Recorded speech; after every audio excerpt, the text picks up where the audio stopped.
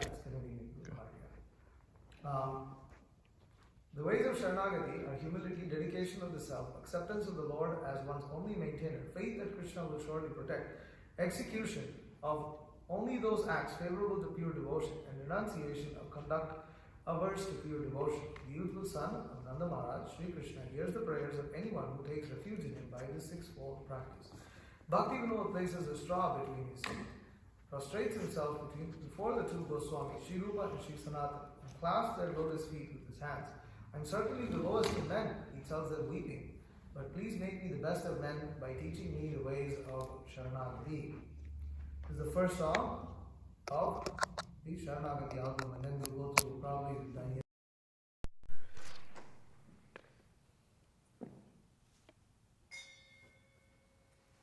Okay.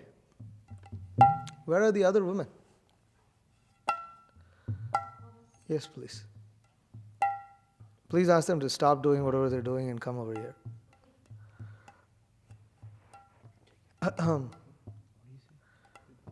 Shri Krishna Chaitanya Prabhu Jive Doya Kore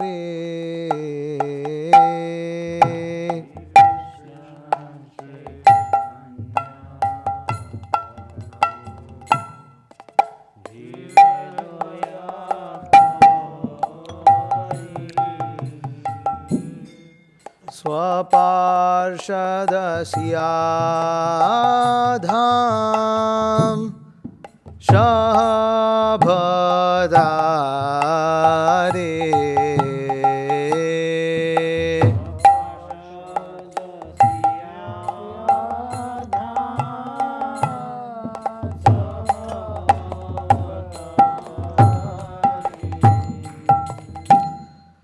Atyanta durlabha prema kori bhare daan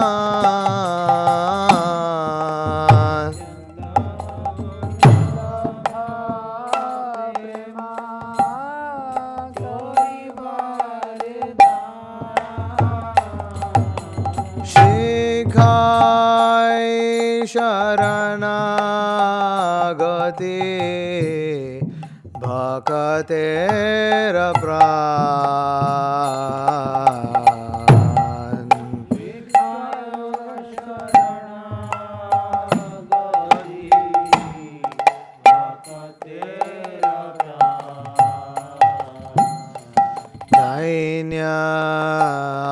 Dainyatmani Vedana Goptritve Varan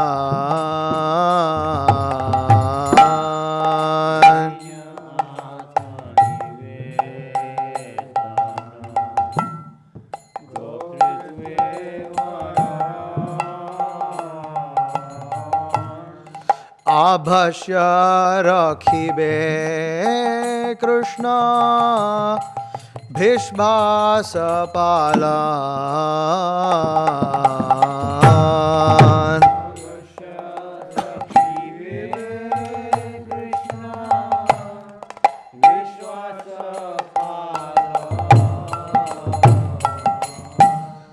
Bhakti Anukula Matra Karyera Shrikar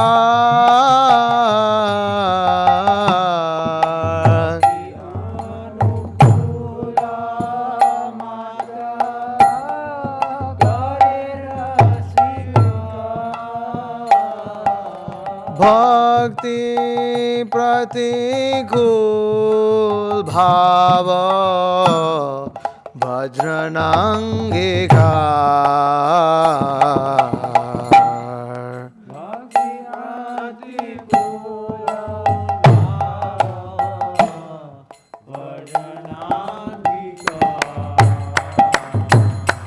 Sharanga Sharanagati Hoi Bejahar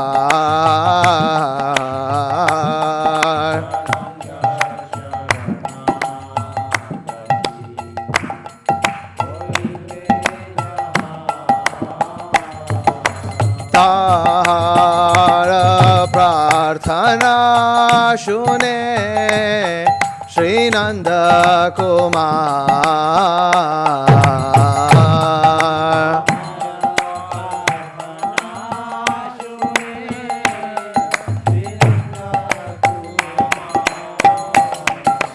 रूप सनातन पदे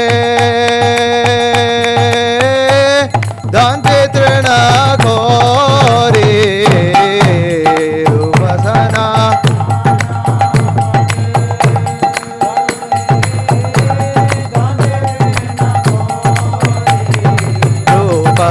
सनातन पदे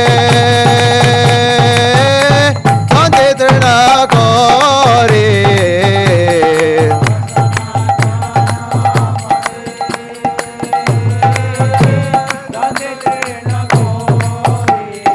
भक्ति विनोद पदे धून पद दोरी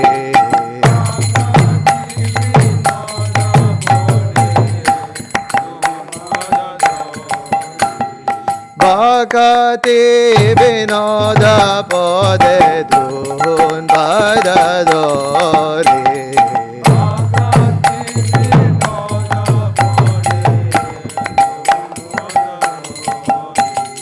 Hare Krishna, Krishna Krishna, Hare Hare, Hare Rama, Rama Rama, Hare Hare, Hare Krishna.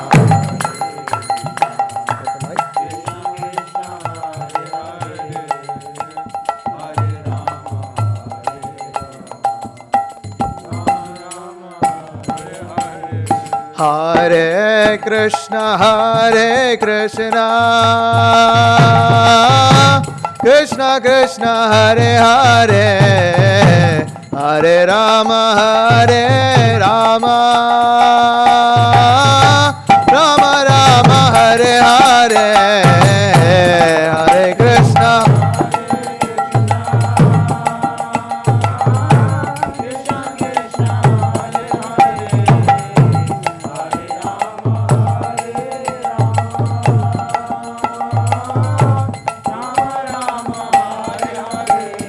Hare Krishna, Krishna Krishna, Hare Hare, Hare Rama,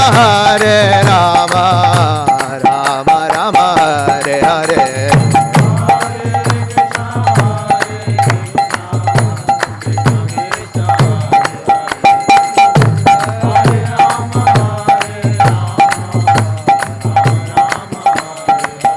Hare Krishna, Krishna Krishna, Hare Hare, Hare Rama, Rama Rama, Hare Hare.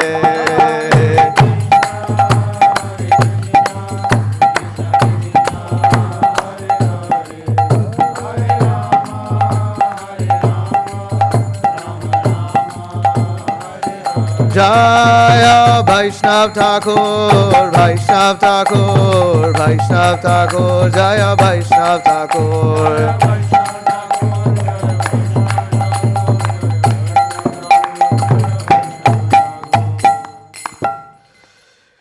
Srila Satchidananda Bhaktivinoda Thakur ki jai. So, oops, how do I do this? Cancel. So, okay. Okay, is this visible or is it not visible?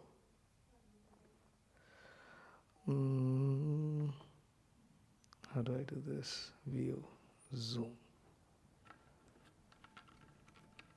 No, it's already at 200%.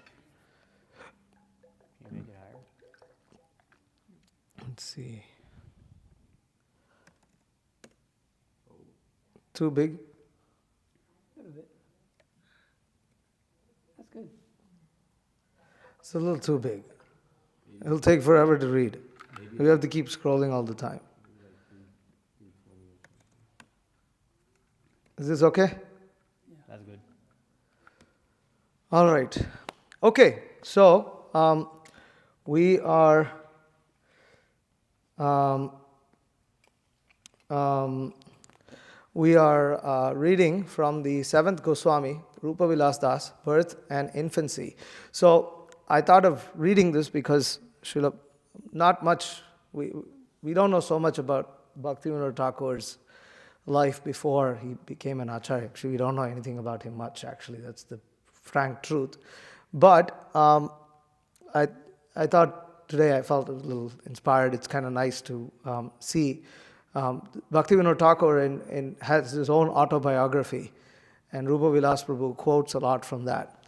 It's an interesting read. And then when we see this, and then we kind of tie it into Bhaktivinoda Thakur songs, I felt it was kind of like profound. So we'll try to go through this and try to read on Thakur Bhaktivinoda. Okay. I'm going to read, so we'll start from here.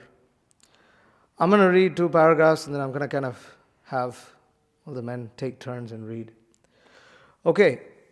Kedarnath's maternal grandfather, an aristocratic landholder, was fabulously wealthy. Srila Bhaktivinoda Thakur describes in his autobiography, my maternal uncle had incomparable wealth and a grand estate. There were hundreds of males and female servants. When I was born, I had good weight. I had an older brother, Abhyakali, who had previously died, and a second brother, Kali Prasanna, who was still living. I was my father's third son. It is said that of all my brothers, I was a little ugly. But my mother said, very well, let this boy be the servant of the rest. Just let him live a long time. My mother told me that when I was 8 months old, I got a boil on my thigh, and as a result, I became weak and emaciated. I also heard that while I was being carried in the arms of my nurse, Shibu, down a flight of stairs, I cut my tongue on my teeth.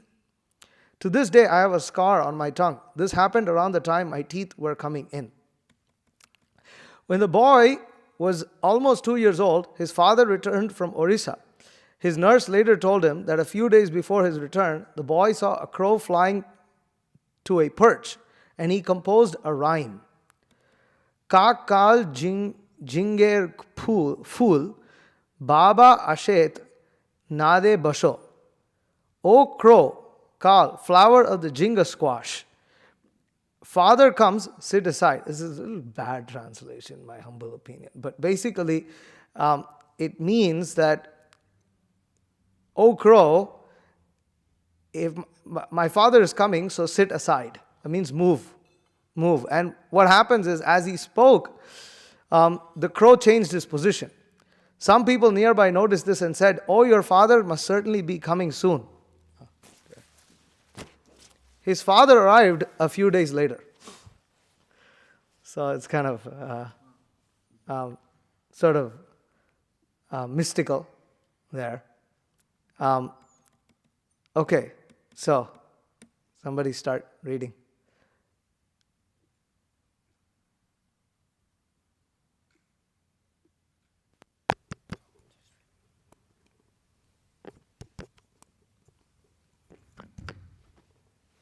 Kedarnath's first school was on the veranda of his maternal grandfather's puja building, where many of the village boys used to gather for their education. The teacher was very forbidding, and the boys were afraid of him. The Thakur says of this, I have some recollection of going to a school run by Kartika Sarkar when I was 3 years old. Even now, when it comes to mind, that cane he used to show. There were many festive occasions observed in the house of his grandfather, especially Durga, or Jagadhatri Puja, which is performed with a great pomp. His mother's side of the family were mostly Shaktas, worshippers of Durga. Srila Bhaktivinoda Thakur recalls, hundreds of chandeliers would hang on the puja house. Lanterns would be wrapped around. Sorry, can you scroll?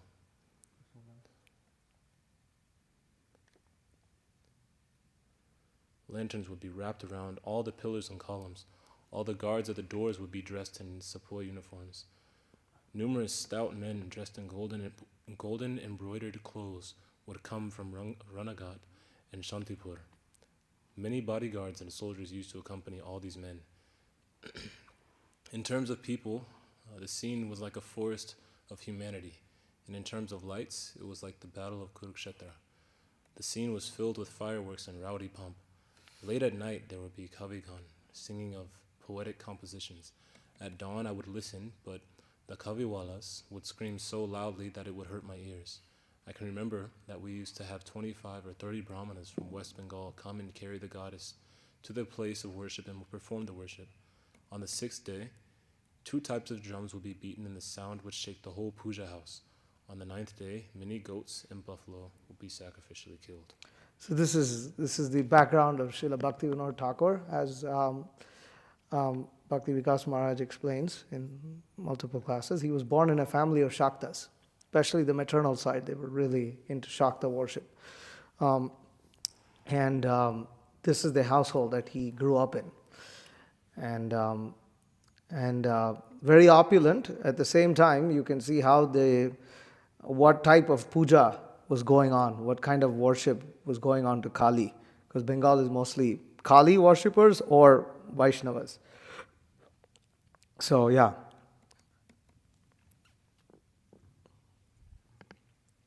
Srila Bhaktivinoda Thakur observed with sardonic humor, everybody used to enjoy this occasion, except the goats and the buffalo. Most of the brahmanas and pandits used to come solely for the taste of mutton. So this is the class of brahmanas that existed, probably still exist. The Shakta brahmanas, they eat everything. Yeah. He continues, during Dola Yatra, another annual festival, there was singing and various kinds of sport. So much red dye was thrown about that everything appeared to be blood-colored. At this time, even the guards took part in the festivities. They would enter the temple courtyard singing and throwing dye. Because of all their commotion, I would stay a little distant from them. I would enjoy watching the festival bonfire. When he was 5 years old, he began his schooling, but the school was run by a cruel teacher who instituted a system of punishments, utilizing older students, which kept the younger boys terrorized. Those who were a little older used to act as agents of the teacher and would harass the younger among us. If we came late to school, these older boys would apprehend us. The rule was whoever came to school first was hit with the stick once, whoever came second was hit twice, and whoever was third was hit 3 times, and the number kept increasing in this way.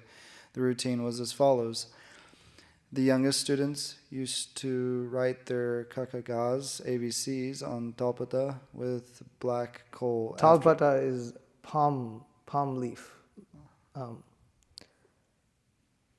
With black coal. After a year, they would write their numbers on banana leaves, and after that, they made a copy on paper.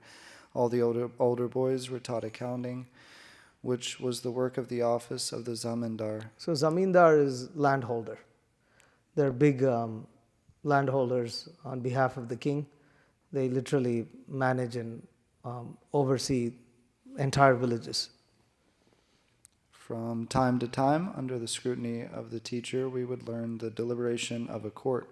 The youngest boys would lodge a complaint, and their witnesses and evidence would be deliberated upon as in a court. In the end, there would be the determination of punishment. All the decisions of the court had to be confirmed by the teacher. There were different kinds of punishment: twisting of ears, slapping, caning, and paying a fine. We saw our teacher as the personification of Yama, the judge of the dead, and the older students used to act on behalf of the teacher as if agents of Yama. Sometimes these older students would act on their own, and sometimes they would arrange a court on behalf of the teacher. Some boys would make false complaints and bring false witnesses to court, and other boys would administer punishment. So you can kind of see, one thing is, it's a couple of things you can observe. One is how this teacher was pretty extreme, kind of. But the other thing was, it was kind of like, this is funny because, the age that Bhaktivinoda Thakur is writing this is the age of 5, 6. I mean, he's recalling his age of 5, 6. He didn't write this at the age of 5, 6. But even at that time, they would start training them and holding court sessions. and bringing witness and things like that, because that was how Vedic culture worked. That's how the Gurukul system sort of worked, is that you were just immediately trained in the aspects of your own varna, or the skills, occupational duties. And Bhaktivinoda Thakur, obviously born in a high-class family, was schooled with other children of that same category. They all were all sons of that class. So yeah.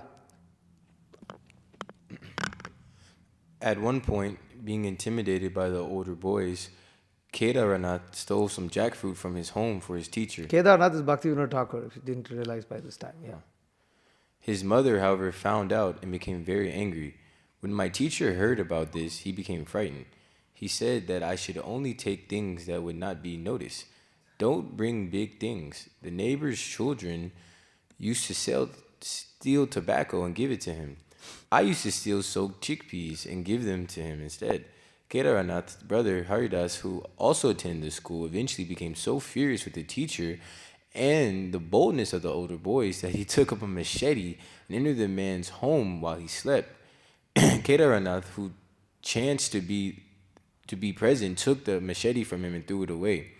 The teacher immediately resigned and departed that very day. Another teacher replaced him. So the reason we're reading all of this is to kind of just understand that how our acharyas, why is all this happening? Why didn't the acharya just act like a pure devotee from the very beginning of his life?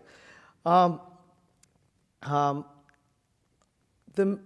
main reason is that Krishna sends these pure devotees amongst us, and he enacts the pastime of them leading so-called ordinary lives and then coming to the realization of Krishna consciousness and then actually becoming perfected, to show that it's actually possible for us. And also, he sends his pure devotees like this so that they can not only address all the different problems that the conditioned soul faces, but they show by their own example how they went through it. And so their life becomes an example. That our acharyas are not people who are lofty, sitting on top of a cloud, who don't have any connection with us, but rather they can very, very much understand our situation. And therefore, their compassion isn't just on the transcendental. It's not just lofty. It is something that is actually felt by them, and they actually feel compassion for the living entities, because they very well know, even without going through, they know, but we wouldn't believe that. So such pastimes are enacted, and you can see little. You will see their saintly character here. That Bhaktivinoda Thakur, he didn't allow his brother to kill his teacher, and like that. So.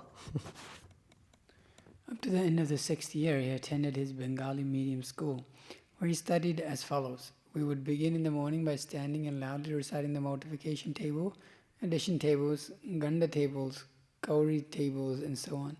So these different tables are basically different kinds of math. We did that in school. You also did that in school? When we were in Nepal. In Nepal, yeah. So you'd stand and you'd loudly recite the multiplication table, and like that, you memorize. You can see how they did the schooling. It's interesting to see these things. You learn it up to your timetable was up to 20 by Yeah. your 6th year. Yeah. And then we came to Australia and didn't even know there was still on 9. I was like, oh. So the older students would recite in a loud chorus. First, the older students would together say, 4 kauris make 1 ganda. And then we in the youngest group would immediately respond, 4 kauris make 1 ganda. The recitation would proceed in this manner. When it was finished, we would sit down and write it all out. As we wrote out, teacher would often declare, say it, then write it. We would repeat a word in a loud voice and then write it. In the resulting tumult, No one would understand anyone else. So there's benefit in learning like this, that where you recite and you write, because it helps you memorize. These are all techniques that were followed back in the day, and everything is forgotten. People have become really dumb. Also note how the older students do first and then followed by the young. So what happens is in this culture you start to inculcate, okay, the older people are first in everything. And the older people are supposed to set example. They're supposed to set it right so that the others can follow like that. Then an English school opened in this maternal grandfather's home, which was started by his grandmother.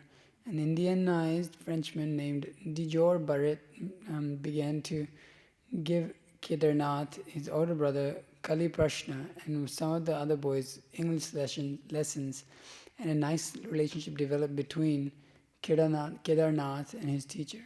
During his playtime, he picked ripe mangoes and caught caterpillars of various kinds, which his father used to raise by feeding them appropriate leaves, eventually releasing them as butterflies.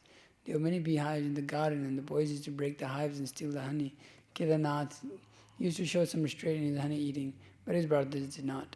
Their mother used to feel their bodies to see if they were unusually warm from eating honey, and if so, they would be punished. Can you amazing, isn't it? How do you know? You don't know all the science. Apparently, if you eat a lot of honey, your body becomes warm.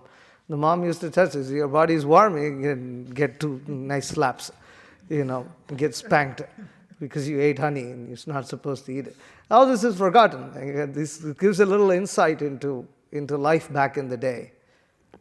The Thakur recalls one day the honey bees stung us. My older brother Kali Prashna was an innocent fellow, but the bees stung him so much that he had a fever for several days. His brothers were so rambunctious that they were not satisfied to simply play in the grandfather's grounds. They used to venture out and get into trouble. Okay, so now we'll sing this song.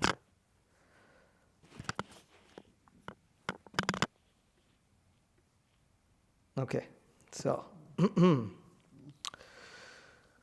translation: I forsook you. That's right? Yeah. I guess.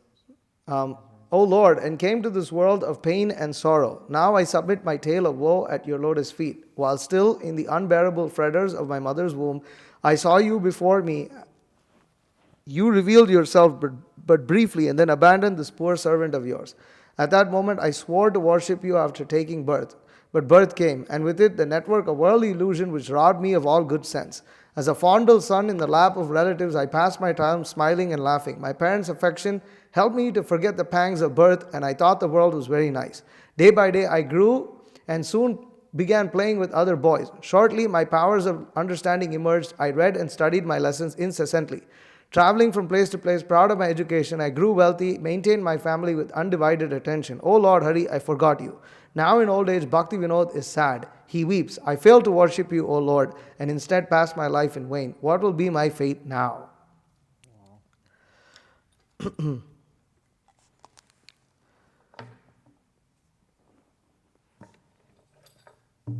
Buliya tomare samsare asiya pena na bhida bhyata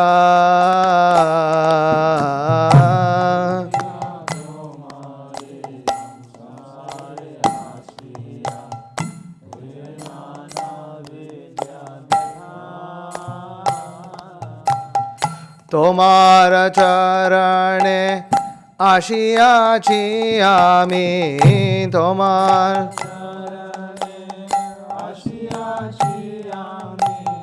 bolibo dukhe rakhata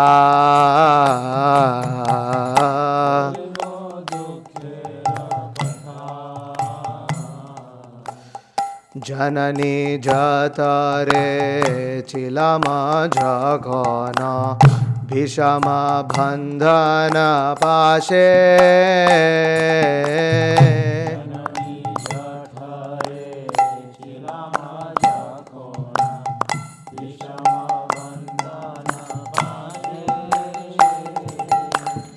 Ek baar Prabhu dekha diya more Ek baar Prabhu dekha diya more Bhanchile dina dase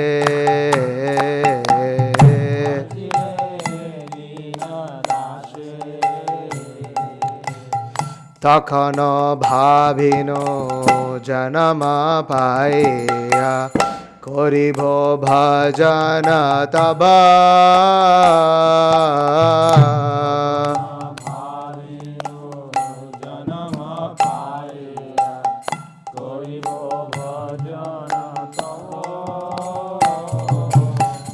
Janama hoilo padimaya jale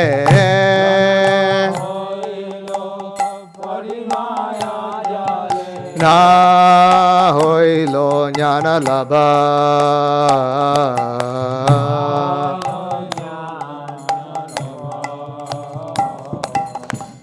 Adirera chele swajanera khole Hasiya kathanu khan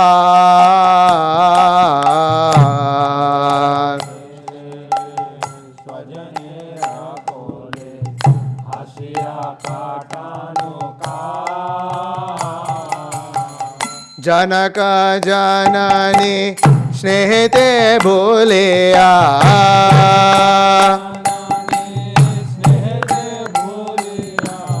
Samsara lagilo bhalo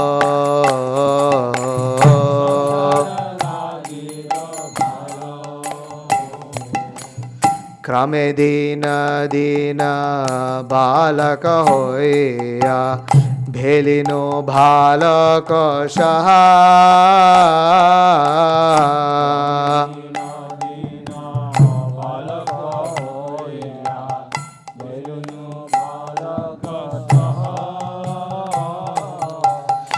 আর কিচ্ছু দিনে জ্ঞান উপাজিল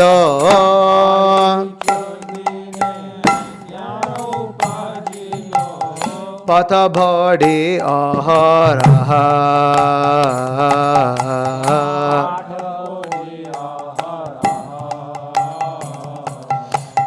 বিদ্যার গৌরবে ভ্রমি দেশে দেশে ধন উপার্জন করি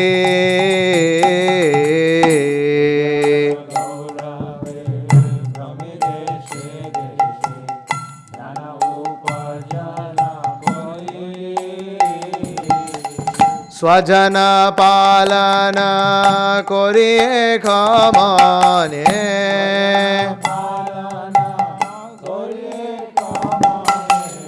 বলিনু তোমারে হরি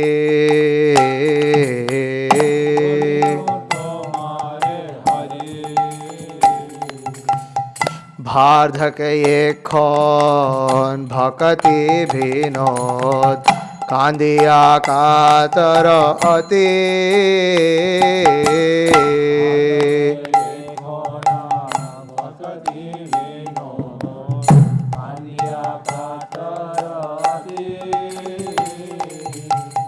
না ভজিয়া তোরে দিন ভৃতা গেল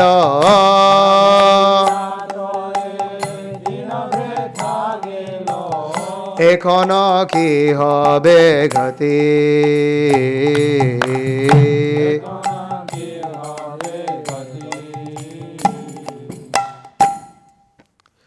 Okay, continuing.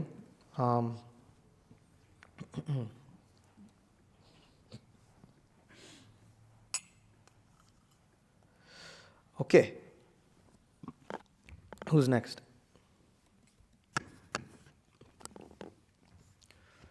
Kedarnath used to sit and talk with the gatekeepers to avoid getting into difficulty with his brothers. The soldiers used to tell him stories and recite the Ramayana, to which Kedarnath was very much attracted, and he began to recite the stories to his mother and maidservant. His mother was pleased and sent some gifts to the gatekeepers. In return, Shrital Teoyari, the main storyteller, would share his rotis, flatbreads, dal, bean soup, and khichdi, a combination of dal and rice, with Kedarnath, and Kedarnath would become very happy. So you can see that these are things that Bhaktivinoda Thakur liked from his young age. These incidents serve to show how Kedarnath, we serve to show how Kedarnath was attracted to hearing about Ram and Krishna from the very beginning of his life, in preference to the playful sports of his brothers. This is a feature in the lives of great souls, as evidenced in the histories of others, like Maharaj Parikshit, Prahlad Maharaj, Uddhav, Narottam Das Thakur, etc., whose childhoods are described in the pages of the scriptures. Their primary attraction to God was exhibited from the very beginning of their lives. So that's how we should not read these things and think that we are the same as Bhaktivinoda Thakur, but rather Bhaktivinoda Thakur is a pure devotee, and here and there his pure characteristics are exhibited. Okay, continue. Sometimes the boy used to wake up at night and talk to the night guards of the inner grounds, particularly one called Officer Nath, who was very old but still used to carry his lantern, stake, club, and sword. Officer Nath was a very much trusted guard of Kedarnath's grandfather. He was fearless and a former dacoit robber. Kedarnath used to ask him many questions. When Nath was a dacoit, he accidentally beheaded his own guru during a raid. So serious dacoit. I don't know if that was a dacoit guru or some other guru, but some guru got beheaded. sounds like a bloodbath. Since that time, he had constantly chanted the holy name of Hari. Although only 6 or 7 and incapable of understanding all of Nath's amazing stories, Kedarnath used like to hear him talk. Not the least of his attraction must have been the almost constant vibration of the holy name issuing from his mouth. So quite amazing that this person decided to take the chanting of Lord Hari's name because he realized I committed a great sin by beheading my own guru. Now I must chant the name of Krishna. That's quite nice. So, okay. Go on. Okay. Or I could read, I guess. Since Kedarnath's mother was the daughter of a very wealthy man and was thus unable to tolerate much physical labor, a maidservant named Shibu took care of Kedarnath most of the time. She was completely dedicated to the brothers, even more than to her own children. In the morning time, she would serve us a light breakfast and then take us to school. Later in the day, she would bring us rice to eat. At noon, she would find us wherever we were and supervise us while we took milk. In the evening, she would take us home and put us to bed and lay down herself with us. She would give up her own happiness for our happiness. Even if her own daughter wanted to take her home, she would be reluctant to leave us. This is again the culture. See, this is technically this Shibu, she's a Shudra. She's serving Kedarnath because they belong to a higher class. Kayasthas, but this Shibu, Kayasthas are high class Shudras and this is low class. And you can see how the Shudras were practically part of the same family. They lived in the same place, they associated with the same people. The children of the household would regard these servants as practically like equivalent to their mother. And that's the relationship they cultivated. And they were treated like that. The household would make sure that they were married, they were provided with all their needs, they would have housing, they would have everything. It would just be like an extended family, and there was so much loyalty. And that's the quality of a Shudra, is actually that the quality of a Shudra is that they actually remain loyal. And we see that here. And by doing so, they get all the opulence and benefits of the higher caste just by associating with them. There were doctors in residence who used to prepare various Ayurvedic medicines for Kedarnath's family members, as well as training students who came to them to study the science. They made various medicines with herbs, as well as special potent formulas which involved the difficult process of burning gold, oxidizing iron, and grinding precious stones. This was all being done in Kedarnath's maternal grandfather's house. It's a pretty active mansion. Lots of things going on there. Okay, somebody else? Sometimes in the late afternoon, Kedarnath sat in his father's parlor and told stories to him or heard stories from him. At the time of evening prayers, his father would give him sandesh. Most of the time, though, he stayed with his older brother Kali. His younger brother, Gauridas, who was very beautiful, was extremely naughty and always in trouble. On certain festival days, buffalo elephant fights were staged. Huge buffaloes had their horns tipped with iron, and the elephants' tusks were similarly tipped, and then they were set loose to fight. Everyone would watch from the second floor of the buildings. Sometimes the buffaloes would win, and sometimes the elephants. On other days, the boys would ride atop their personal elephant named Shiv Chandra, who would carry them to the places of entertainments during festivals. During this period, his maternal grandfather was so wealthy that anyone in need could come to him for their necessities. The village was a very happy place, and no one lacked anything. Hardly a day passed without some festival taking place.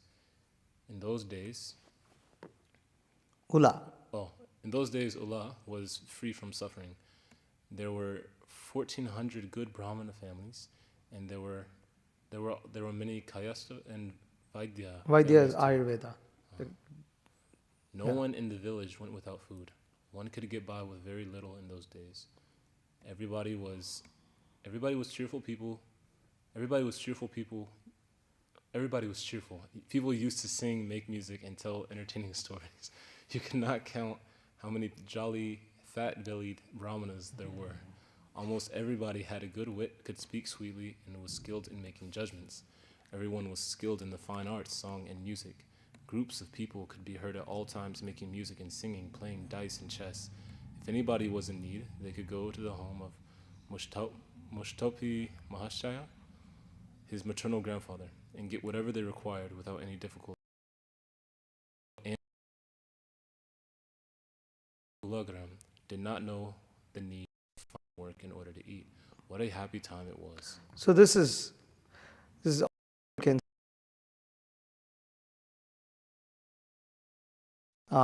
that it wasn't a boring life. There were always festivals, there were always a lot of activities, there was a lot of art, culture, music, dance, and things like that.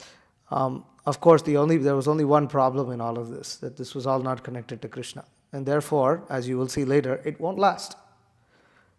Anything in the material world won't last, but especially something that's not connected to Krishna is just a waste of time. What is his maternal grandfather? Huh? Landlord. He was basically managing the whole village, and he was the landlord, collecting taxes on behalf of the king. He was basically a little ruler. When Kedaranatha was 7, the king of Krishnanagar established a college and invited prominent landholders and neighboring kings to send their sons. Kedaranatha, Kali Prasanna, his elder brother, and other boys from their family attended. Their nursemaid accompanied them, and they lived in a house in the midst of the bazaar at Krishnanagar. Next door to them lived an oil press man who was about to die. He had arranged for the daily recitation of Mahabharata.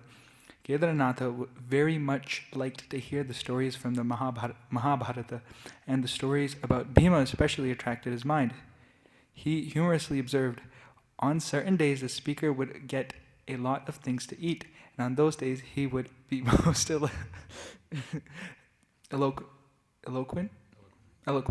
On those days when he received nothing, his heart would be very depressed. On Saturdays the boys would be brought home to Ula by palanquin at great speeds and happily spend the weekends with their families. Classes at the college were held at the official residence of the district magistrate. An Englishman named Captain Richardson was the college principal. The son of the king of Krishnanagar, Bahadur Satish Chandra, was Kedaranath's classmate. Kedaranath excelled in English studies and received a class promotion and an award for his scholarship. After this, he was greatly praised all over Ula, especially by his father and maternal grandfather, as well as his mother and other family members. Even his former English teacher, the Frenchman, came for a visit and praised him greatly. Finally, Kedaranath's father put a stop to his being praised in the presence of others. Srila Bhaktivinoda Thakur observed, Hearing all this praise, my pride became much inflated. In my mind, the importance of my reading and writing very soon amounted to nothing. Okay, so we'll sing another song.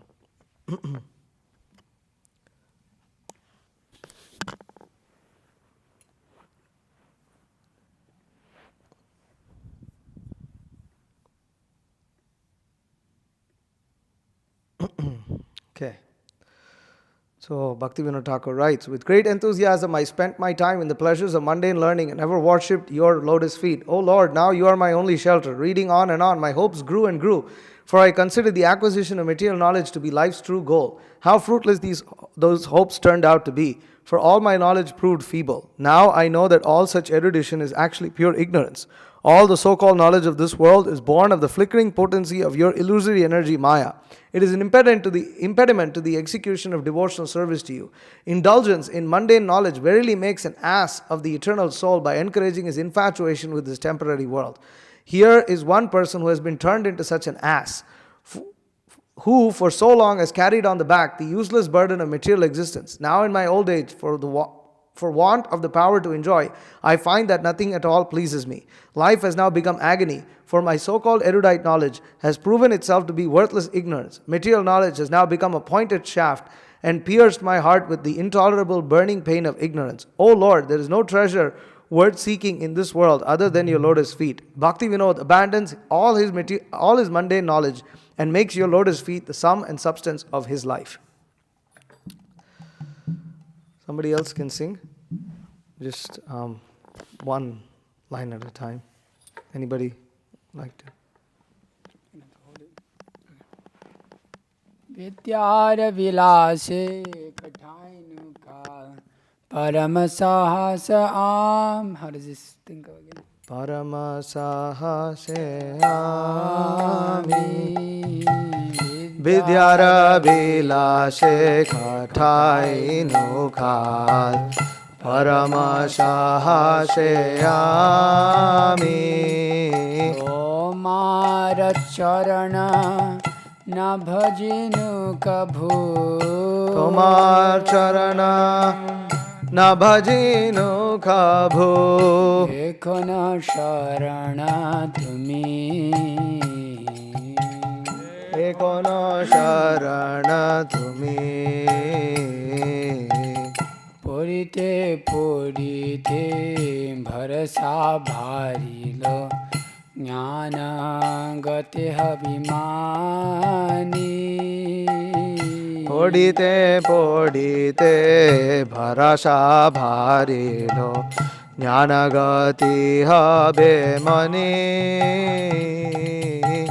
Se asha bifala she jnana durbala Se asha bhifal Se jnana durbal she jnana ajnana jani Se jnana ajnan jani Jada vidya jatha mayara vaibhava Tumara bhajane badha Jada bhedya jata mayar vaibhav Tomar bhajane badha Mohjana miya nitya samsare Mohjana miya anitya samsare Jiva ke koro ye gadha Jiva ke kora ye ghadha Se gada hoi ye samsara re bhoja Bihanu aneka ka Se ghada hoye samsare ra bhoja bahino aneka Dhake khana shaktira abhave Bhadhake khon shaktira bhave Kichu nahi laje bhalo Kichu nahi lage bhalo Jivanan jatana hoilo ekhona Se vidya avidya bhelo Jivan jatana hoila ekhon she bhidya abhidya bhelo. Vidyara jwala gatilo vishama. Abhidyara jwala ghatilo bhishama. Se vidya hoilo shelo.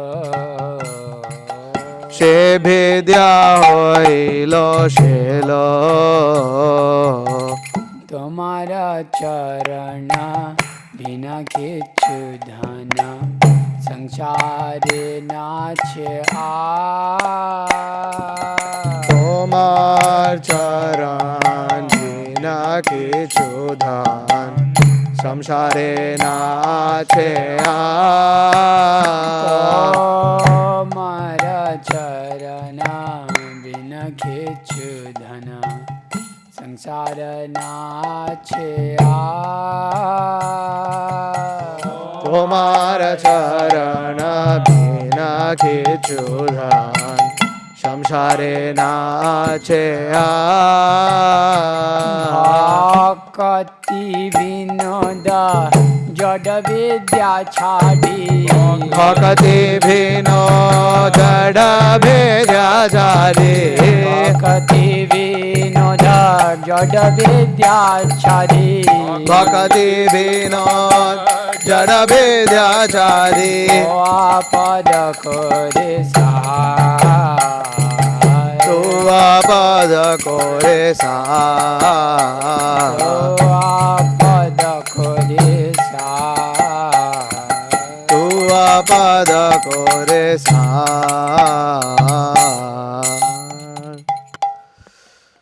Okay, continuing reading. Okay. Kedarnath's class performance fell off. The teachers began to chastise him, and the envious students gave him a hard time. He felt tormented and could no longer study. Instead of attending classes, Kedarnath used to hide in the woods or pretend to be ill. His nanny was no longer present due to the boys having adjusted well to living in Krishnanagar. But one of their servants, a man named Keshi, understood his mind and took his side. Then one day the boys ate some impure foodstuff prepared by a well-meaning relative. Later that night, Kedarnath's elder brother, Kali Dada, Means older brother. Kali Prasanna became ill with cholera. A local doctor declared it very serious, and Kedarnath and Kali Dada set out for their home by palanquin. Kali Dada was sinking gradually into the illness. As we crossed the river Ajnana, I made a strenuous effort to pacify his mind. By 8 o'clock the following morning, the palanquin arrived at Ula. An hour after arriving home, the boy left this world, and a great cry of grief went up from the women of the house. After several days, it was decided that Kedarnath would remain at home, which was to his satisfaction. At this time, he was about 8 years old, and he went for some months without schooling. Soon, however, some respectable men organized an English school in Ula in the parlor of Kedarnath's uncle's house. The boy soon regained his aptitude and proficiency in studying, and his teachers showed him much affection. He used to play cricket, but after being struck on the brow with a bat and bleeding profusely, he gave it up and never played again. He excelled in reading and reciting and learned Bengali and mathematics as well. So here you can also see the system of schooling that was also found during Chaitanya Mahaprabhu's time is still current. There was schooling, but the teachers would come to somebody's house, and then everybody would kind of gather there. Students would gather there and sort of like teach, or they would go to the teacher's house, or they would go to somebody's house, something like this. So sort of homeschooling. This is it's something that is possible, and Krishna willing, this might be the system that we may also follow in our communities as a homeschooling model. It's pretty much homeschooling. Okay, next. Kedarnath's maternal uncle died, and after that, many inauspicious things began to happen to his maternal grandfather. Numerous expenses came, swindlers took advantage of the elderly gentleman's generosity, and he fell into death. All his sons had died, and he was given the bad advice that he should marry again and try to produce an heir. But there was no result in the union. Somehow he maintained his status despite heavy debt. However, the elephant Shiv Chandra died. The horse was sold, the horse carriage also, and only a goat cart remained. The Durga festivals could only be celebrated by taking out loans. Srila Bhaktivinoda Thakur recalls the recitation of Mahabharata and Ramayana at the festivals. When there was recitation of the Mahabharata, Ramayana, etc. at the old house, I would go to hear. I like to hear about Hanuman crossing the ocean to Lanka and about the demoness Simhika. The honorable reader would speak with specific accompanying gestures, and in my mind a great love would arise. I would make a regular habit of going to hear the reading after school. Again, we can observe the boy's strong, spontaneous attraction for hearing the Lord's activities in lieu of the usual attraction to childish sports and playing. So here also you can see how in the village culture, people had time, they weren't working too hard, and in the evening there would be recitation of the pastimes, Mahabharata, Ramayana, and like this, and people would go and hear it. It was just kind of informally done, and people would go and hear, and in this way everybody, even children as young as Bhaktivinoda Thakur, would become well versed in the Lord's pastimes and know everything. And this was also entertainment. So In his 8th year, Kedaranath's 2 younger brothers, Haridas and Gauridas, successively died. His mother and father experienced deep grief and suffering on this account. That left only Kedaranath and his younger sister, Himlata. Their nanny went everywhere with Himlata on her hip and holding Kedaranath by the hand. His mother was so worried that none of her children would survive that she put many talismans around the necks of the children. it's like stones and other like emblems, like they put this tiger Oh, I see. teeth and all that. They'll go to the pundit and then they'll get that. It looks like a capsule. Yeah. So in Mayapur now, many devotees like to do that. They offer something to Nrsimha and something is there and that, and they put and that. So they're different talismans. Because you can imagine how the mother and father felt. All of their children died, left with only 2. And so anyways, this is basically the beginning of a very difficult phase in Thakur Bhaktivinoda's childhood. Kedaranath was very attracted to any kind of religious festival or puja that was being performed. If he heard of one, he would arrange to go and see it. He occasionally visited a brahmachari who performed worship according to the doctrine of Tantra, sorcery. The brahmachari had cups made from skulls which were kept hidden in a small room in his house. Some people said that if you gave water to the Ganges, water and milk to a skull, it would smile. I tried to observe this and thus gave water and milk to a skull, but I saw nothing. Another person who lived in the same area used to sing devotional songs. During the Durga festivals, Kedaranath would visit the houses of the Brahmanas to get prasadam. Srila Bhaktivinoda Thakur recalls, sometimes in the hope of getting some This is not Krishna Prasad, this is Durga Prasad. Sometimes in the hopes of getting some nice prasad, I would accept an invitation to eat. In some homes, I would get good dal along with vegetable curry and rice. In other homes, I would get khichdi and dal cooked with jackfruit and other things. At the age of 9, Kedaranath went to Jagat Bhattacharya to learn astrology.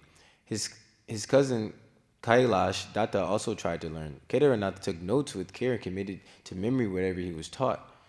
On both the paternal and maternal sides of the family, fortunes declined. His paternal grandfather's residence was mortgaged and other property was lost. Kedaranath's father tried to help by securing property for his father in Calcutta, but his father refused to accept it, being very firmly resolved to stay in Orissa. Ananda Chandra then Ananda tried. Chandra is the father. Okay. Ananda Chandra then tried to secure land for his immediate family, seeing the failing fortunes of both his father-in-law and father, and he got an offer to take managerial responsibility for some property from Mr. David Farland, a friend of his father-in-law's. Srila Bhaktivinoda Thakur observes, "A man's thoughts alone produce no result. Only what God desires can endure." Ananda Chandra went to see Mr. Farland's land. In the meantime, upon the death of Ananda Chandra's stepmother, Rani Radharani, Ananda Chandra inherited 6 rent-free villages in Orissa. A family friend, Uma Chandran Vishwas, set out for Ula to report this news. 2 or 3 days after Ananda Chandra's return to Ula, after seeing the land of Mr. Farland, he came down with severe fever. The best medicines available were administered. Nothing worked. Kedarnath was constantly by his father's side. One night while Kedarnath slept, his father gave up his life and was taken to the bank of the Ganges at Shantipur. The house was filled with lamentation. When I arose at dawn, I could not see father. There was no one around. At that time, Lalu Chakravarti and Parameshwar Mahanti had come from Orissa, and they had carried my father to the bank of the Ganges. Seeing everybody crying, I also began to cry. My honorable mother... Those are Lalu Chakravarti, Parameshwar Mahanti. They are the paternal grandfather and grandmother.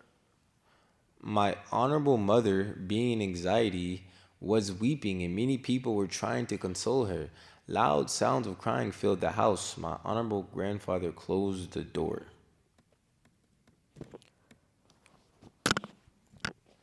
Srila Bhaktivinoda Thakur recalls, even while father was living in it, I began to become a little thoughtful. What is this world? Who are we? These 2 questions were in my mind when I was 10 years old. On some days I thought I had the answers, on other days I had none.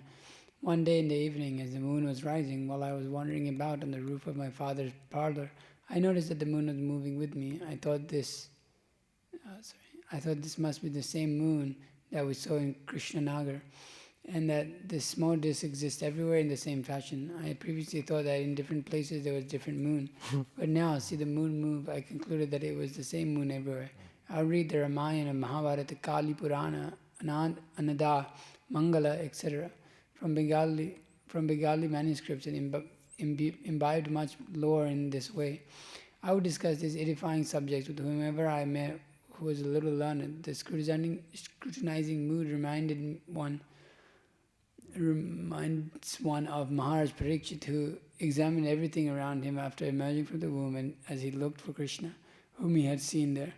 We will observe that Bhaktivinoda Thakur had this same searching mood as a boy, and he was never satisfied in that searching mood as a boy, and he was never satisfied in that search until years later, the Srimad Bhagavatam and Chaitanya Charitamrita finally came into his hands. At that time, the object of his search was found, and his true devotional glories became fully manifested.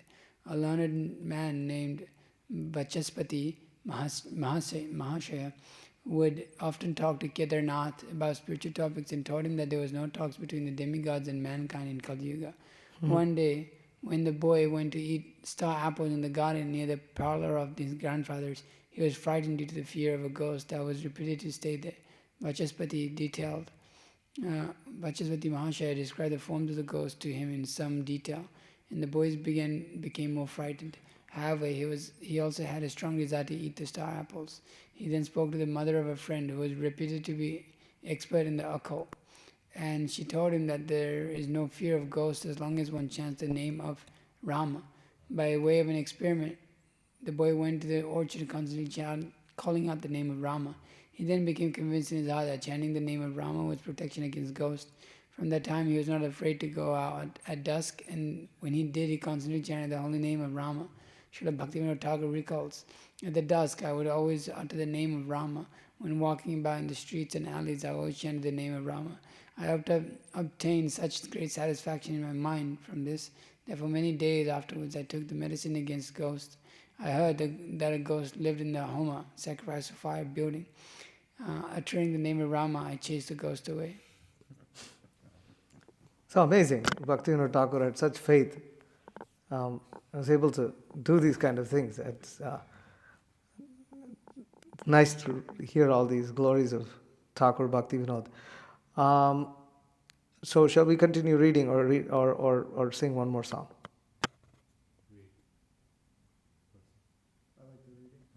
Let's read. Okay.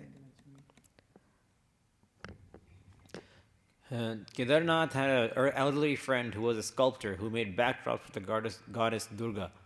He told the boy that he had no confidence in anyone but Parameshwar, the supreme controller, and Srila Bhaktivinoda Thakur remarks, I had faith in the words of this old man. Becoming more inquisitive, he questioned a Mohammedan guard who refers to Muslim. Who gave him a very imaginative explanation of the creation, but confirmed that the holy name of God is the remedy for ghosts. Kedarnath was thinking in philosophical terms almost constantly. He recalls, there were many thoughts in my mind. At one time I thought that this world was false, that the Lord alone was real, and I appeared to be the Lord. His uncle's father was an eclectic worshipper who in the mornings would first study Vedanta, and then recite the kalma like a Muslim, and then pray to God as a Christian. Pretty confused man. Yeah. He gave Kedarnath the idea that God alone was the supreme person, and the Vedas know him as Brahman, the Quran as Allah, and in the Bible he's called God. Srila Bhaktivinoda Thakur states, I believed him, but later he remarked, I was greatly confused. I was young and sensitive and had many questions. Seeing all this difference of opinion, my mind was not happy. His uncle Parshuram told him, Oh Baba, everything comes from nature and that is God. There is nothing separate from nature. So his uncle... So just see how the kind of different ideas and all this kind of confusion floating around, and Thakur Bhaktivinoda grows up in this environment and is not satisfied hearing any of these things. Srila Bhaktivinoda Thakur, because all the conclusions were uncertain, I never gave up the name of Rama, which warded off the fear of ghosts. Kedarnath was 11 years old. This is a boy who was 10 years old thinking so much. Quite amazing. I didn't want to describe what I was thinking at the age of 10.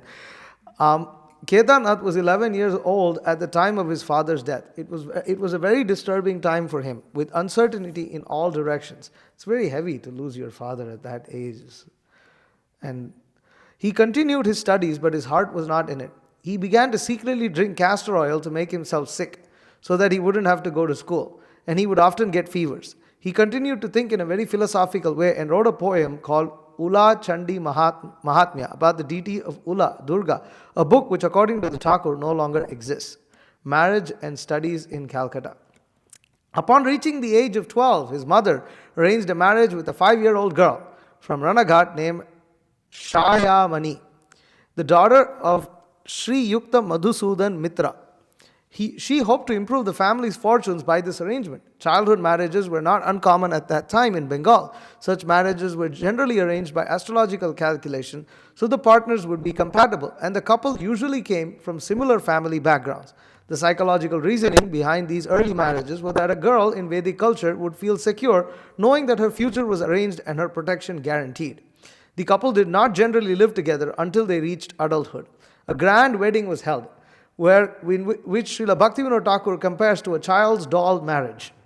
There was a pleasure boat, a wedding palanquin, decoration, lights, English music, etc. The marriage took place between a 12-year-old boy and a 5-year-old girl and was exactly like a child's doll marriage. Drinking Ganges water and milk, I arrived at the house of my father-in-law with great festive crowd. The reception was huge. Many gentlemen of the Teli, oil caste, dressed in bright and varied clothes and wearing jari outfits, came to the reception. Even though I was of such a tender age, I was able to understand that except for the Kayasthas and Brahmanas, who were dressed nicely, all the good clothes and ornaments did not look well on the others. Two reciters of genealogies read out the family histories of the Mitra and Datta families, and the marriage was gradually concluded. I said that I was not able to stay alone in the house of my father-in-law. Kedarnath's nanny came to stay at his father-in-law's house to care for him. He's just still a child, and he was accepted there like a family member. His maternal grandfather subsequently died at Bhavanipur, where he had gone after his fortunes had utterly failed. Okay, somebody else? Okay, one thing. It's 7:16, and I'm supposed to end now. I can end, or we could continue until 7:30. Depends on what devotees feel here. We'll do a vox populi. Vote. Anybody want to end at 7:15, please voice. Are we going to ask questions at 7:30 or just finish this? Oh, yes, we can ask questions now. I just have a quick question. I don't want to hold anybody up. Everybody's like staring at you, ruining all the suspense, ruining the nice story that's going. Okay. You go, ask your question. I'm just joking. I've always been confused. I guess so when Arjun was in the battlefield, when he was bewildered, was he ever at any point under Mahamaya, or was he always under Yogamaya? Always Yogamaya. So then, same thing with the pure Yes. devotees. It's never an instance where Mahamaya ever touches them. No. Even though it might appear. Yeah, it might appear like that. Okay, that's all. Yeah. That was it. Okay, continue reading. Charu. Thereafter, we went to Calcutta by boat to spend some time in nearby Bhavanipur. In those days, Calcutta was a fearful place. Immediately upon arriving, my nose was assailed by a severe foul smell. This stench took away my appetite. After residing in Bhavanipur for a few days, we visited numerous places in Calcutta and Bhavanipura. We saw Kalikat, where a goddess Kali is worshipped. Being exceedingly disgusted, I was not able to appreciate anything. When we returned to Ula, I was... Why? Because that's where a lot of animals get sacrificed. It's just complete, just blood all over the place everywhere. Even today, it's like that.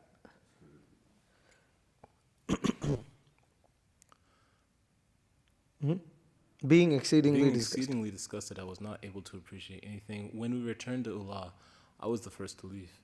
Upon arriving in Ula, Mahesh Dad, Mijamami, and her brother, Raja Babu, performed Shraddha, the funeral rites for my grandfather. Kedaranath then returned to Allah and tried to manage the shambles of his grandfather's estate. He was not well suited to do it, being young and inexperienced, but by various means, family debts were paid off.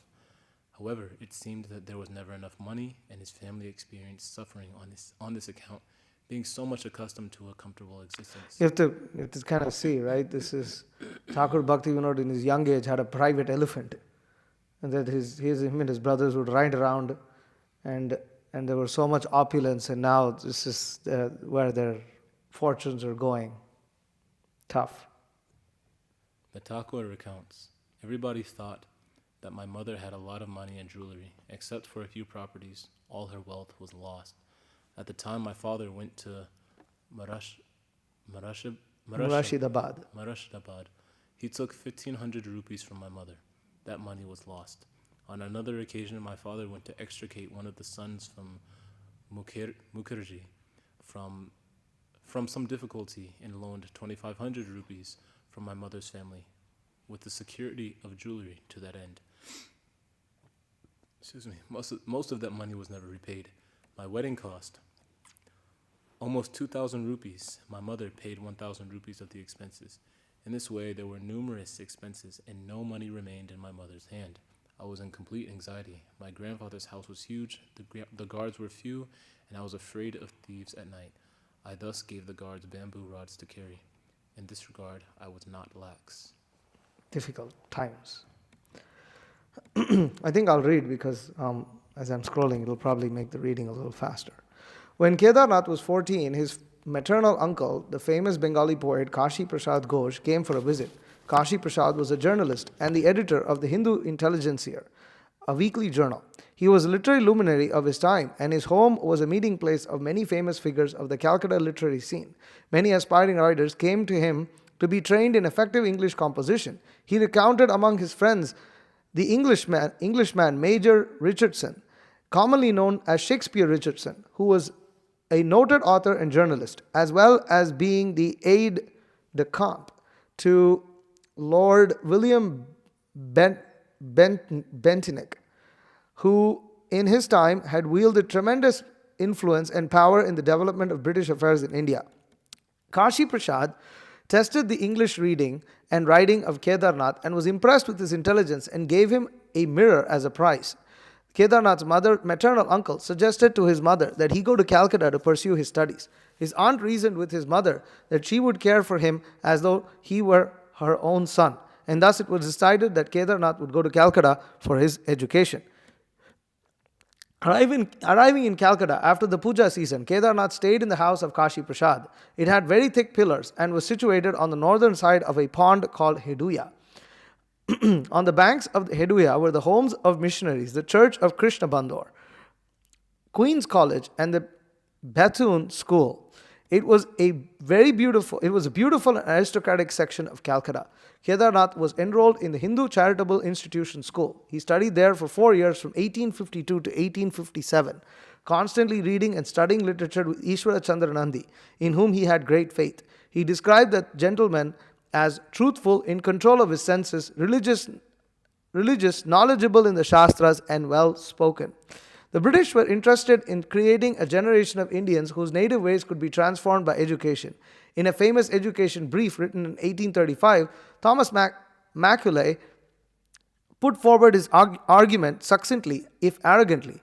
To sum up what I have said, I think it is clear that we are free to employ our funds as we choose, that we ought to employ them in teaching what is best worth knowing, that English is better worth knowing than Sanskrit or Arabic, that the natives are desirous to be taught English and are not desirous to be taught Sanskrit or Arabic, that neither as languages of law nor as the languages of religion have Sanskrit and Arabic any peculiar claim to our encouragement, that it is possible to make the natives of this country thoroughly good English scholars, and to this end our efforts ought to be directed. In one point, I fully agree with the gentlemen whose general views I am opposed. I feel with them that it is impossible for us, with our limited means, to attempt to educate the body of people. We must at present do our best to form a class of persons, Indian in blood and color, but English in taste, in opinions, in morals, and in intellect. To that class we may leave it to refine the vernacular dialects of the country, to enrich those dialects with terms of science borrowed from our Western nomenclature, and to render them by degrees fit vehicles for conveying knowledge to the great mass of the population. I hope that was all understandable. Many Indians began to take advantage of this policy, but it was ultimately to be one of the major factors in the undoing of the British Raj, as the very intellectuals produced by the British education were to later establish an independence movement that drove the British from India. This is 1850. During the annual examinations, Kedarnath won first prize and obtained a medal. In his first year there, however, during the rainy season, the boy fell sick with blood dysentery, fever, itching skin, etc.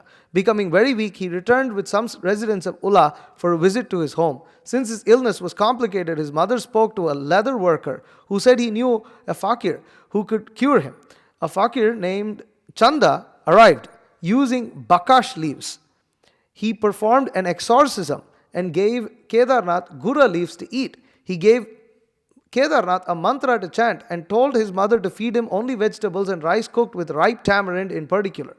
He told Kedarnath that in a dream something would be revealed. A dream came to Kedarnath in which a black snake crawled out of his body.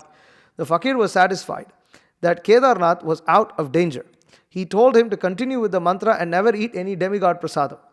The fakir then took him to his guru, a former cobbler whose name was Golok. Golok belonged to a branch of the Kartabhaja sect. This particular group accepts the moral restrictions of strict Vaishnavism, but their eclectic beliefs and philosophical conclusions are ultimately impersonal, for they think that the formless absolute to be the highest manifestation of transcendence. Nevertheless, the guru had many supernatural powers, and Kedarnath was impressed by him. The guru assured Kedarnath that his itching, as well as all the symptoms of his other diseases, would be completely cured, completely eradicated. In a subsequent dream, calcium powder was prescribed as the treatment for the sores, and in no time the ailment cleared up. Kedarnath's body filled out and became healthy again. He continued chanting the mantras given to him and often went to see this guru. One day the guru predicted that Kedarnath's boyhood home, Ula, would soon be almost entirely destroyed. the village. He referred to the entire village. He predicted the people there would die from fever and disease. He also predicted that Kedarnath would become a great Vaishnava. Both predictions would prove to be true. After this impressive recovery, he took his mother and sister to Calcutta and arranged a marriage for his sister. Then his mother and sister returned to Ula. Kedarnath studied all of the books in Kashi Prasad's library and assisted Kashi Prasad by reading to him all the articles which were submitted for publication in his magazines and newspapers. He also availed himself freely of the public library. He began to contribute articles to the Literary Gazette and the Intelligencer, which were edited by Kashi Prasad, and began the composition of his first two books of the Poriad. Poriad. Poriad, it's an English thing, right? I don't know how you spell that. An epic poem which he intended to complete in 12 volumes. These two books were completed before he turned 18. So, Bhaktivinoda Thakur is the first Acharya in the Gaudiya Vaishnava Sampradaya to speak, learn and write in English. And the very first Acharya in the entire lineage, nobody else spoke and read English. Bhaktivinoda Thakur was the first. But he was the first and he was extremely competent, that he was writing books before the age of 18. He joined various debating clubs and freely exchanged thoughts on spiritual and literary topics with Krishna Das Pal, Devendranath Tagore, and his two sons Dwijendranath Tagore, who Kedarnath came to count as his closest friends, and Satyendranath Tagore, the brother of the poet Rabindranath Tagore, as well as many other figures who later became famous in different spheres of influence. About Dwijendranath Tagore, Srila Bhaktivinoda Thakur recalls, the Honorable Dwijendranath Tagore was the older brother of my friend Sri Yukta Satyendranath Tagore, and my older brother as well. If ever among men there was a close friend, then Baro Dada, older brother, is that close friend. He was charitable, of good character, pure-hearted and honest, and my heart was enlivened by him. Upon seeing him, all my troubles would go away. In his association, Kedarnath studied the works of many Western philosophers, as well as the controversial views of the Brahma Samaj led by Ram Mohan Rai, which were promulgated by the Tagore family. Kedarnath also met regularly with an open-hearted Christian missionary named Reverend Duff, and had frequent discussions with him, and read many books in his association. He also studied the works of Addison and Edward Young in the association of another missionary named Reverend Greaves. I keep going, but time is running out. So, actually later, we can see, let's see if I can just go to one small section. I think that'll come in the section of Orissa.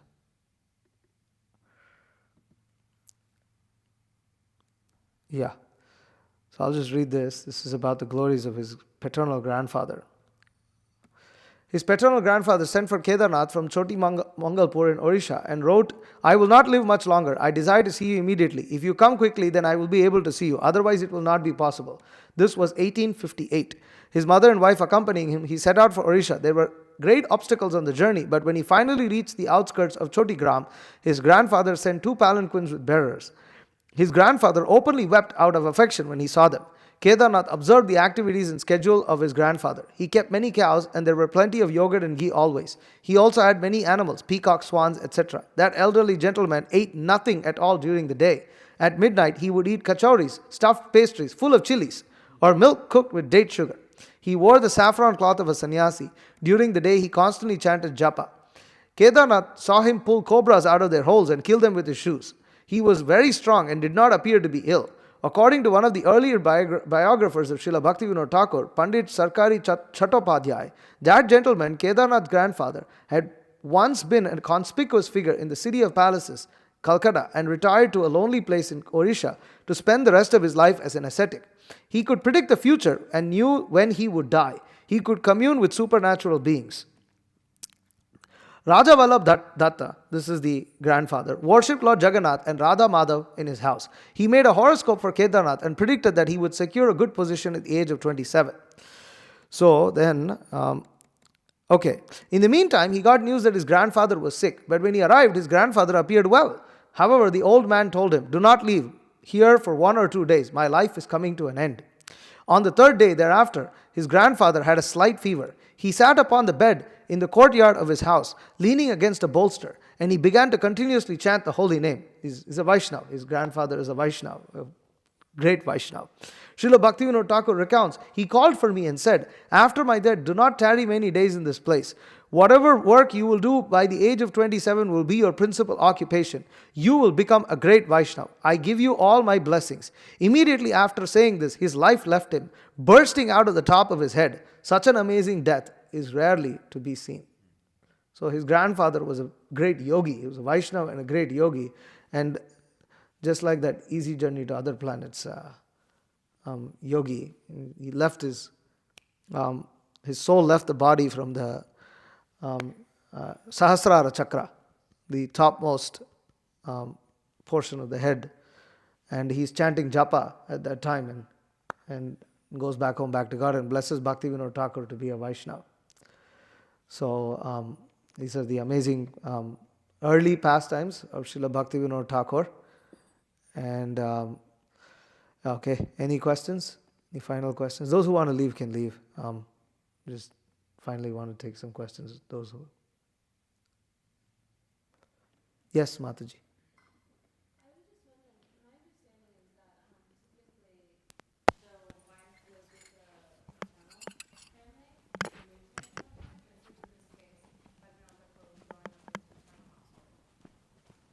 I'm sorry.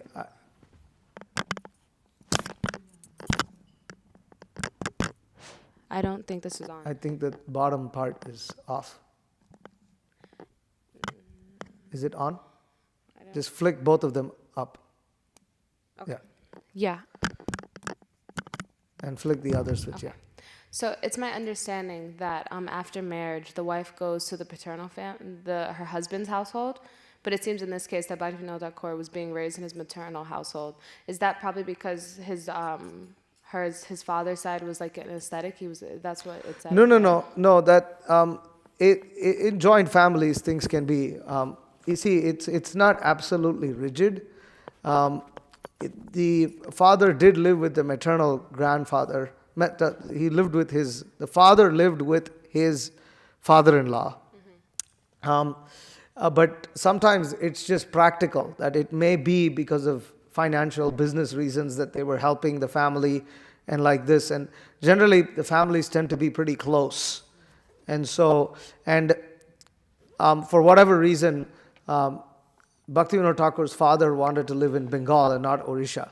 But his father was living in Odisha and didn't want to leave Odisha, as we see here. But no, he became an ascetic later. But it did say that he was living in Calcutta and then he moved to Bengal. Sorry, he moved to Odisha. The other thing is to note is that Bhaktivinoda Thakur's wife joined him much later, when he was adult, when he was like, which in Vedic culture would have meant like 15, 16 years old. That's when his wife joined him. Until that time, they were married, but she stayed in her parents' house. So it's okay. All right. Anything else? Yes, you have something? Mataji can start wrapping the altar up if you want. Yeah. I think I heard this in a lecture recently too, is that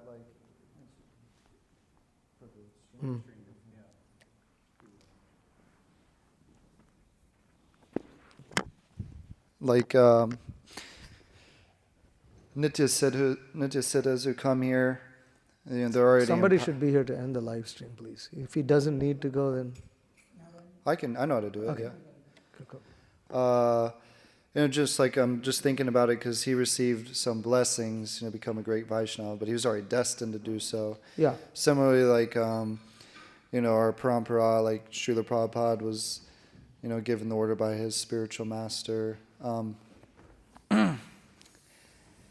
I guess without the acharyas revealing it themselves, how do you distinguish if that person became empowered by their guru or if they were just already empowered? And then do those blessings give them like some sort of boost? I don't know. Definitely. I mean, you see, it's the blessings are there, and we see how even such personalities valued the blessings. They valued it so much that they mention it later in their biographies, autobiographies, and biographies, and things like that.